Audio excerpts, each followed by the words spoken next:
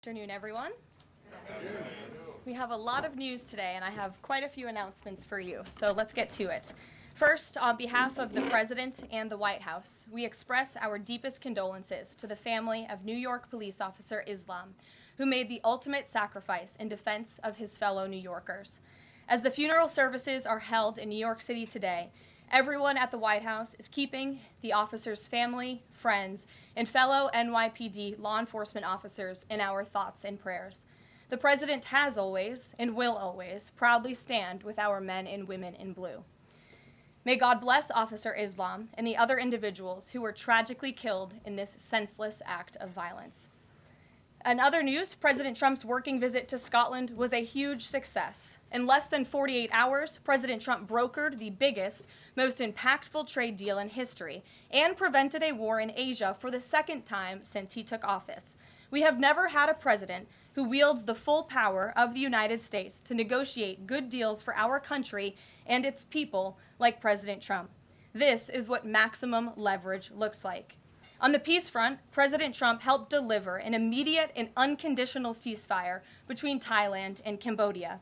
The two countries were engaged in a deadly conflict that had displaced more than 300,000 people until President Trump stepped in to put an end to it.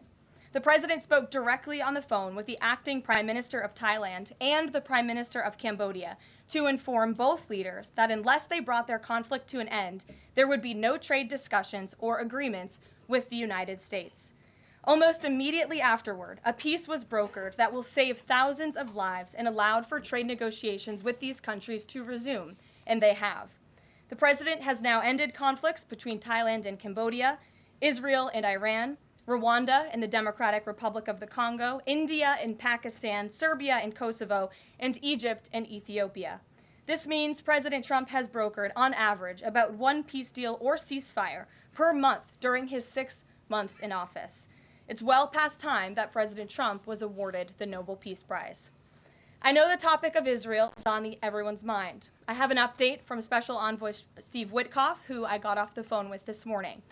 Special Envoy Witkoff and Ambassador Huckabee had a very productive meeting with Prime Minister Netanyahu and other officials today in Israel on the topic of delivering much-needed food and aid to Gaza. President Trump is a humanitarian with a big heart, and that's why he sent Special Envoy Witkoff to the region in an effort to save lives and end this crisis. Tomorrow, Special Envoy Witkoff and Ambassador Huckabee will be traveling into Gaza to inspect the current distribution sites and secure a plan to deliver more food and meet with local Gazans to hear firsthand about this dire situation on the ground. The Special Envoy and the Ambassador will brief the President immediately after their visit to approve a final plan for food and aid distribution into the region, and we will provide more details for all of you once that plan is approved and agreed on by the President of the United States. On the trade front, the President secured a historic trade agreement with the European Union that puts America first and fundamentally strengthens the economic relationship between the two largest economies in the world. This deal delivers on two of President Trump's core promises on trade, supercharging America's manufacturing capacity and opening up foreign market access to American businesses. The deal guarantees that American businesses will have unprecedented levels of access to the European Union markets to export our American-made goods. Also, as part of this agreement, the EU will purchase $750 billion in U.S. energy to strengthen our energy dominance, reduce European reliance on adversarial sources, and narrow our trade deficit with the EU. The EU will also make new investments of $60 billion in the United States, in addition to the more than $100 billion the EU companies already invest in the U.S. every year. All of these massive purchases and investments will happen by the end of 2028. What we are watching is President Trump rebuilding the greatest economy in the history of the world and simultaneously proving the so-called economic experts wrong at every turn. Media pundits said a trade deal with the EU this monumental and beneficial to America would be impossible, but President Trump made it happen. The so-called economic experts repeatedly said that the American economy would be in a recession this summer. Well, summer is here. It's almost over. And that recession does not exist. Yesterday, in fact, real GDP growth in the second quarter increased at a 3.0% annual rate, significantly above expectations. President Trump's America First policies are driving economic growth, as he always said they would. And this growth is being driven by the private sector, not the government. Federal government spending fell for a second straight quarter, while real business fixed investment rose by nearly 2% following its first quarter surge. President Trump is right-sizing government spending, reversing the damage done by the Biden administration, and allowing the private sector to flourish. The same so-called experts claimed that President Trump's tariffs would spike inflation and hurt American consumers. But consumer spending growth just accelerated and inflation remains right on track. For the past 5 straight months, core inflation has come in below market expectation and remains in line with the Fed's 2% inflation target. Meanwhile, customs and tariff revenues have already totaled more than $150 billion since President Trump took office, leading to the first June budget surplus in nearly a decade. Those revenues will skyrocket even further starting tomorrow when new reciprocal tariff rates take effect. President Trump is restoring America's economic sovereignty by reducing our reliance on foreign countries, boosting investment in the U.S. to the tune of trillions of dollars, and creating hundreds of thousands of high-paying jobs for the American people. With America finally put first on trade and the largest middle-class tax cuts in history and other pro-growth provisions of the One Big Beautiful Bill beginning to take effect, the American economy will boom like never before over the course of the next 3.5 years, thanks to the president's vision. Finally, as you all know, the president signed an executive order earlier this year to solve the problem of exorbitant pharmaceutical pricing. According to recent data, the prices that Americans have been paying for brand name drugs are more than 3 times the price other similarly developed nations pay. The president is determined to solve this problem and took further action today. He has signed 17 letters to pharmaceutical companies' CEOs. And I would like to read you one of these letters to the CEO of Eli Lilly. All of these letters will be provided to you following this briefing. This is to the CEO of Eli Lilly from the President of the United States. On May 12, 2025, I signed an executive order delivering most favored nation prescription drug pricing to American patients to stop global freeloading and guarantee that Americans pay the same prices enjoyed by other developed nations. Right now, brand name drugs in the United States are up to 3 times higher on average than anywhere else for the identical medicines. This unacceptable burden on hardworking American families ends with my administration. Most proposals the Trump administration has received to resolve this critical issue promised more of the same, shifting blame and requesting policy changes that would result in billions of dollars in handouts to industry. Moving forward, the only thing I will accept from drug manufacturers is a commitment that provides American families immediate relief from the vastly inflated drug prices and an end to the free ride of American innovation by European and other developed nations. Accordingly, I'm calling on Eli Lilly and Company and every manufacturer doing business in our great country to take the following actions within the next 60 days. Extend the most favored nation pricing to Medicaid, guarantee most favored nation pricing for newly launched drugs, return increased revenues abroad to American patients and taxpayers, provide for direct purchasing at most favored nation pricing. The President's team, including Secretary Kennedy and Administrator Oz, stand ready to implement these terms. The President expects to further engage with them immediately in good faith to deliver relief for American families. Make no mistake, a collaborative effort towards achieving global pricing parity would be the most effective path for companies, the government, and American patients. But if you refuse to step up, we will deploy every tool in our arsenal to protect American families from continued abusive drug pricing practices. Americans are demanding lower drug prices, and they need them today. Other nations have been freeloading on U.S. innovation for far too long, and it is time they pay their fair share. I look forward to your binding commitments to each of these goals by September 29th, 2025, and my team stands ready to assist with implementation questions. Thank you for your immediate attention to this vital national priority. Signed, President Donald J. Trump. Again, to the CEO of Eli Lilly. This letter, in its form, has been designed for each of the 17 major drug and pharmaceutical companies in the United States, and we're happy to provide you the full list. And I believe you will see all 17 letters popping on Truth Social very shortly, so you can look out for those, and I'm happy to take any further questions. Before we get to questions, I do have one other announcement from the White House and from the President. We are proud to announce that the construction of the new White House ballroom will begin. For 150 years, presidents, administrations, and White House staff have longed for a large event space on the White House complex that can hold substantially more guests than currently allowed. President Trump has expressed his commitment to solving this problem on behalf of future administrations and the American people. The White House is one of the most beautiful and historic buildings in the world. Yet the White House is currently unable to host major functions, honoring world leaders in other countries without having to install a large and unsightly tent approximately 100 yards away from the main building's entrance. The White House State Ballroom will be a much-needed and exquisite addition of approximately 90,000 total square feet of innately designed and carefully crafted space with a seated capacity of 650 people, which is a significant increase from the 200-person seated capacity in the East Room of the White House. In recent weeks, President Trump has held several meetings with members of the White House staff, the National Park Service, the White House Military Office, and the United States Secret Service to discuss design features and planning. President Trump has chosen McCreary Architects as the lead architect, which is well known for their classical architectural design and based right here in our nation's capital. The construction team will be headed by Clark Construction, and the engineering team will be led by AECOM. The project will begin in September 2025, and it is expected to be completed long before the end of President Trump's term. President Trump and other donors have generously committed to donating the funds necessary to build this approximately $200 million structure.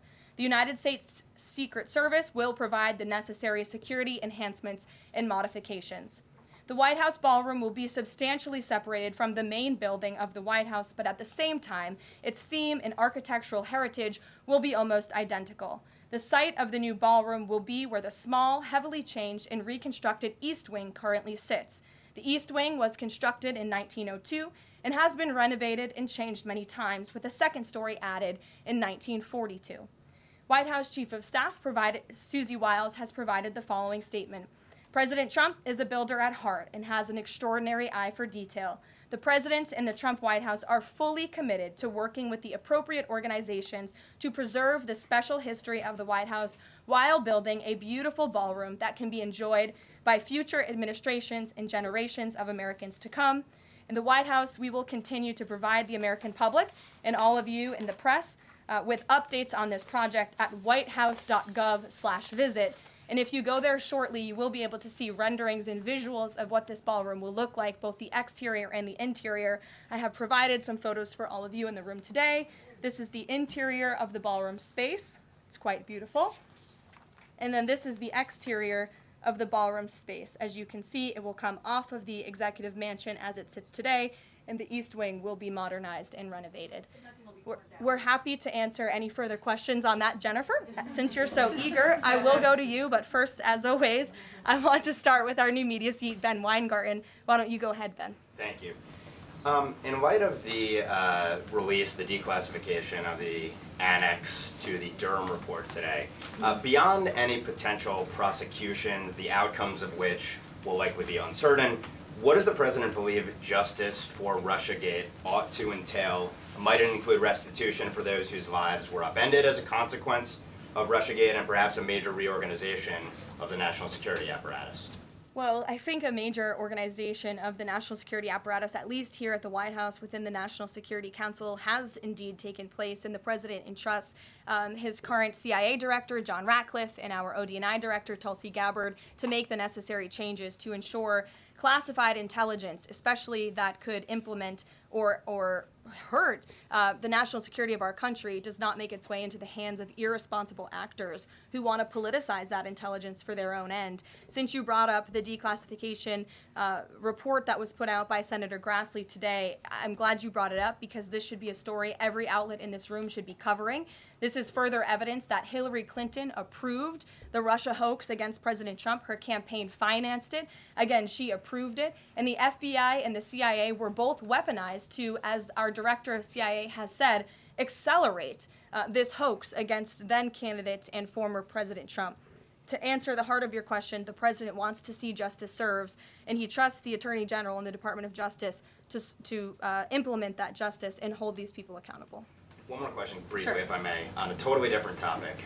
There's been legislation reintroduced in the House and Senate on designating the Muslim Brotherhood as a terrorist organization. The Muslim Brotherhood is considered by many to be the fountainhead of Sunni Islamic supremacism from which Hamas and other groups have spawned, with a nexus to domestic organizations as well. Does the president support designating the Muslim Brotherhood as a terrorist organization?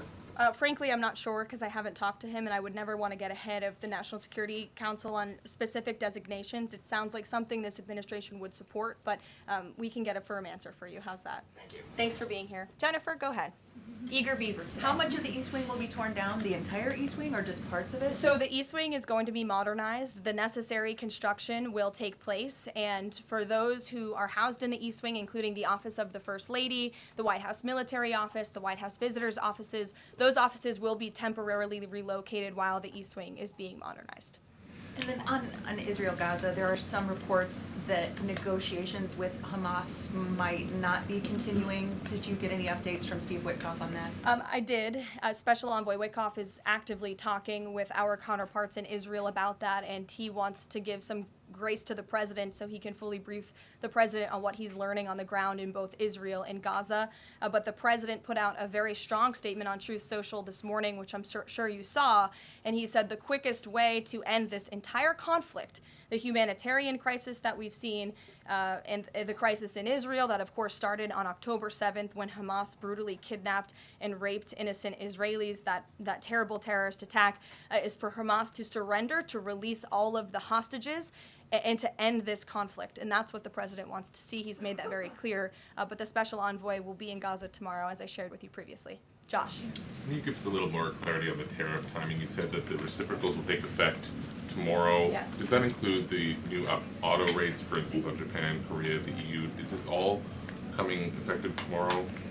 So some of the countries you just mentioned, Japan, South Korea, they have bespoke trade deals that the president cut, which, just to backtrack for a second, Josh, we promised that the president would negotiate with countries all around the world to cut tailor-made trade deals depending on those countries' challenges, how badly they've ripped off the United States of America and our manufacturing industry and our workforce in the past. And he has done that. Of our 18 major trading partners, 2/3 of those trading partners have a deal. We've sent 17 letters to countries around the world. And the rest of those countries that either do not have a deal or have a letter, they will be hearing from this administration by the midnight deadline tonight. So yes, tomorrow, August 1st, the reciprocal rates will be going into effect.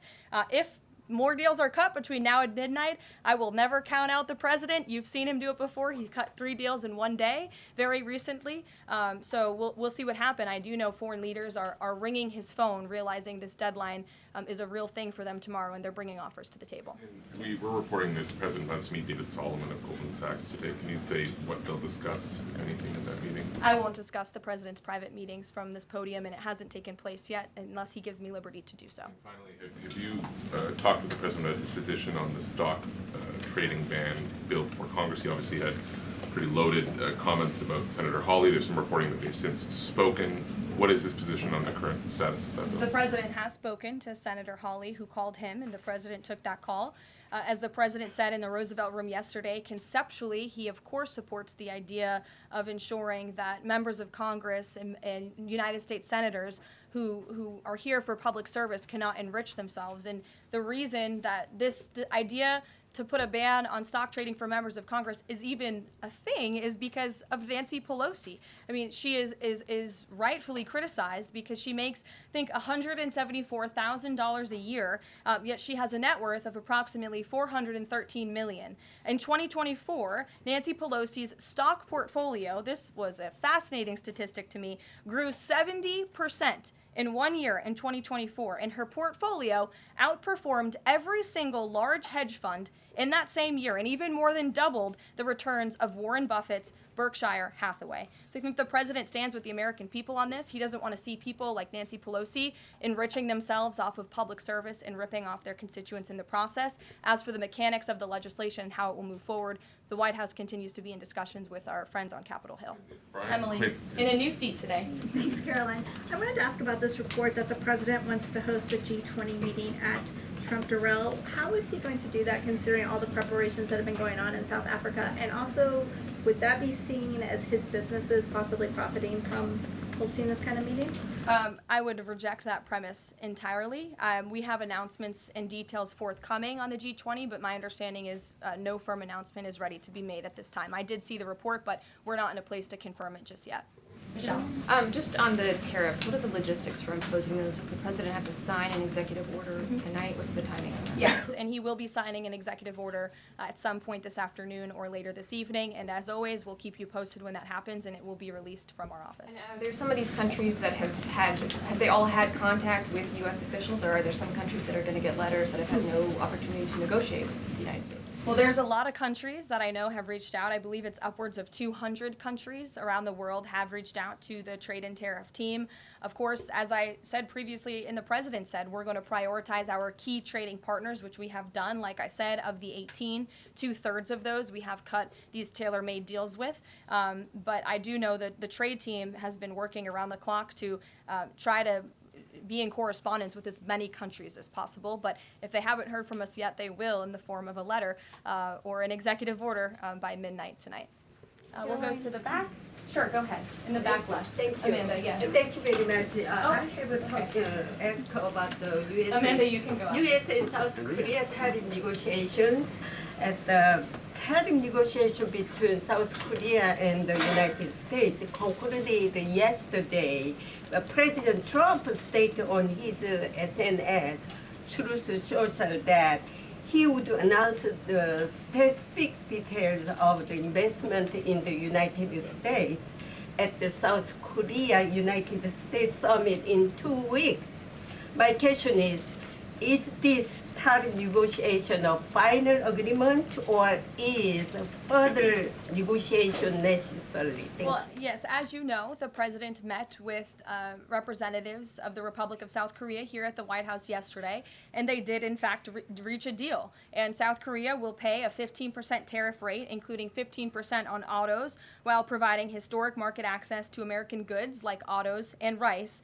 Korea will purchase $100 billion in American energy by 2028. And the centerpiece of this deal is that South Korea has agreed to invest $350 billion at the president's direction to revitalize American industry. 90% of those profits will go to the United States government to help pay down our debt and for other matters at the president's choosing. So it was a very successful meeting yesterday. Do you have any set up the further U.S.-South Korea summit day? I'll get you something on that. I don't have it at my fingertips. Okay, Amanda. Thank you, Caroline. There are a number of congressional Republicans who have raised the alarm about the fact that roughly 80% of pharmaceuticals are either manufactured or their precursors are manufactured in either China or India. There are some pieces of legislation, some recommendations, which include either onshoring, nearshoring, or friendshoring, those components of that. Do you know if the president intends to throw the weight of the executive behind that? I don't have any updates for you at this time. I do have an update on our EU trade deal. I stand corrected. It's not $60 billion in investments. It's $600 billion in investments. I want to make that very clear. And I personally watched the president behind closed doors with the European president in Scotland negotiating this deal. And he got the most juice out of that squeeze that he could. And he was constantly looking out for America's interests. So I just wanted to clarify that one point. Deanna. Thanks, Caroline. For the countries that don't have a deal yet, should we be looking at the April 2nd chart at all? Or is he negotiating and talking about having a set tariff rate, 10%, 20%? Those discussions are taking place with the trade team today, and again, we'll provide further guidance with that executive order once it is signed, and the answer to that question will be in that executive order. Is he looking to provide any more extensions today after his phone call with Mexico? Is there any other conversations like that? I do know that other foreign leaders around the world have reached out, and if the president decides to share the conclusions of those calls with all of you, he will do so himself. But I do want to reiterate what the president said about Mexico. Mexico is still paying tariffs. They're paying a 25% tariff on fentanyl, 25% tariff on cars, a 50% tariff on steel, aluminum, and copper. And additionally, Mexico has agreed to immediately terminate its non-tariff trade barriers, of which there are many. And as the president said, we will continue to talk to Mexico over the next 90 days with the goal of signing a larger trade deal. The key to this, again, is Mexico has agreed to terminate those non-tariff barriers and to continue to work with us in good faith. Mexico is a very unique situation of all the other countries around the world because, of course, we share our southern border with Mexico, which we've seen an increase in cooperation between Mexico's President Claudia Sheinbaum and our administration on clamping down on drug trafficking and human trafficking at the southern border. We appreciate those efforts and will continue to work in good faith and to continue to have these trade discussions as well. Joey. Yeah, thanks, Caroline. Just clarifying a previous question. President Trump has indicated he's been looking at either 15% or 20% baseline universal tariff. Has he landed on one of those yet? I won't get ahead of the president on that baseline announcement. And then secondly, what did Treasury Secretary Bessent mean yesterday when he called the new Trump accounts for newborns a, quote, backdoor to privatizing Social Security? Does the administration view this new Trump accounts as a way to, in the long term, perhaps privatize Social Security? What the Secretary of Treasury was saying and what this administration believes is that these Trump newborn accounts, which is an incredibly creative and great provision that was in the One Big Beautiful Bill for newborn babies and families and future generations of Americans, will help supplement, not substitute, Social Security. The Trump administration is wholeheartedly committed to protecting Social Security. The president did it in his first term. He's doing it again in this term. But these newborn accounts are another revenue stream for young people to watch their money grow throughout their lives and to one day be able to access those funds so they can hopefully build a home and live the American dream. Jake. Just one follow-up on tariffs and then one not. Is the president at all considering extending the August 12th China deadline at all? Is that in consideration? So look, on China, you heard from the president on Air Force One when we were returning from Scotland. You've heard from the Treasury Secretary as well, Ambassador Jameson Greer. They just spent 2 days in Geneva for their third round of talks with China. And the current policy, the current trade program that we have going with China right now as it stands will decrease our deficit by $5 billion this year. So we are moving in the right direction when it comes to China. And Secretary Bessent and Ambassador Greer continue to be in direct communication with our Chinese counterparts. But is the deadline, is an extension on the table potentially from that August 12th deadline as it stands? I don't think so, but I'll let the Secretary of Treasury speak on that because he's leading these negotiations. Reagan, go ahead. Thanks, Caroline. There's growing frustration that more of Trump's nominees haven't been confirmed. Why does the president think Senate Republicans are so behind, and has he had any further conversations with Leader Thune about it? The president has had many conversations with his friends in the United States Senate about advancing his nominees, his judicial nominees through this process. It is critical that we get these good attorneys in these positions so that we can end the weaponization of justice, so we can have true law and order in our country. It's unfortunate the Democrats are playing political games, but the president has made it clear to Senate Republicans they need to do everything in their power to advance the president's nominees as well. Kelly, go ahead. Caroline, thank you. 2 questions real quickly. Sure. Nigeria. Congressman Chris Smith, Republican from New Jersey, is calling upon the President of the United States to do something in terms of imposing perhaps sanctions on Nigeria for the persecution of Christians living in the northern part of Nigeria by radical Islamic groups. Has he contacted the President yet? And do you know if there's any action that the President will take? I'm not tracking a call between the president and the head of Nigeria. I know the president wholeheartedly condemns the persecution of Christians or, frankly, of people of any faith all over the world, but I don't have any updates for you in terms of sanctions in this part of the world. My second question, Caroline, deals with immigration here in America. As you know, a lot of deportation has been going on. ICE has been going after violent criminals that are here illegally, and rightly so. In the midst of that, there are some evangelical pastors who are stating that it may have gone to a point of being indiscriminate and actually getting innocent people, like members of the clergy. Has the president and has ICE looked at that to see how they can actually go after those violent criminals, but also make sure that members of the clergy are still not being deported? Well, look, the administration has always maintained the position that anyone who illegally crosses our nation's borders is subject to deportation. That's just the law of the land, and we must be a nation that enforces our laws. But the priority from ICE, of course, is to deport, detain, arrest, and remove violent illegal aliens and criminals from our country. And they have been doing that at the rate of thousands of illegal violent criminals every single week, especially in Democrat-run sanctuary cities where these illegal violent criminals have been given a safe haven and have essentially been immune from our nation's laws under the previous administration. That's not happening anymore because of this president and Secretary Noem in the Department of Homeland Security, and we are going to be a nation of laws. And as we've said repeatedly, if you came here illegally, you are subject to deportation, but the priority are those public safety threats that we must remove from our communities. Thank you so much, Karoline. Two questions. So what Hamas hardens its position and Israel provides aid? Do you have any new information on the hostages that need aid too? And second question, we heard President Trump criticize President Macron and Prime Minister Starmer for their statement about recognizing a Palestinian state. What is the president's position on recognizing a Palestinian state, and will he recognize Israeli sovereignty in Judea and Samaria? I can answer both of those questions for you.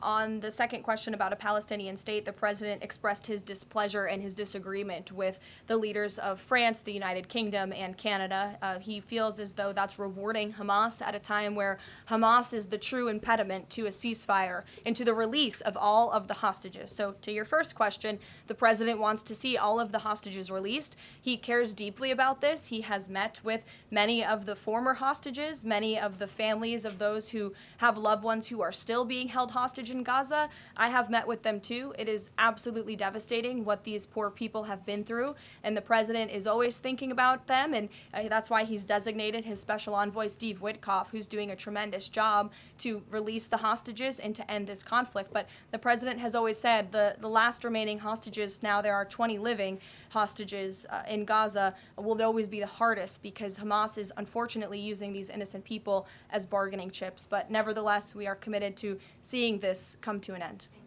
Elizabeth. Thanks, Caroline. Part of the settlement with Brown prohibits it from performing transgender procedures or prescribing hormone, puberty blockers, that type of thing.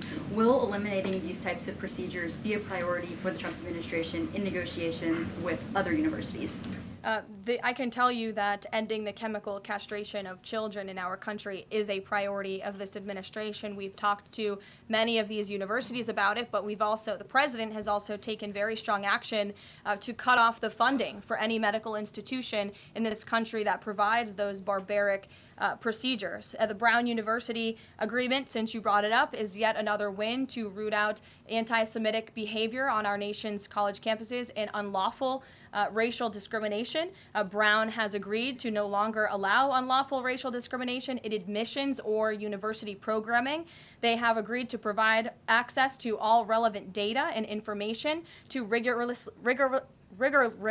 rigorously assess compliance with its commitment to merit-based admissions, and they will pay $50 million over 10 years to state workforce development organizations that comply with anti-discrimination laws, supporting regional economic growth and career opportunities. Brown will also adopt the definitions of male and female from President Trump's executive order, defending women and gender ideology extremism for women's sports, programming, facilities, and housing.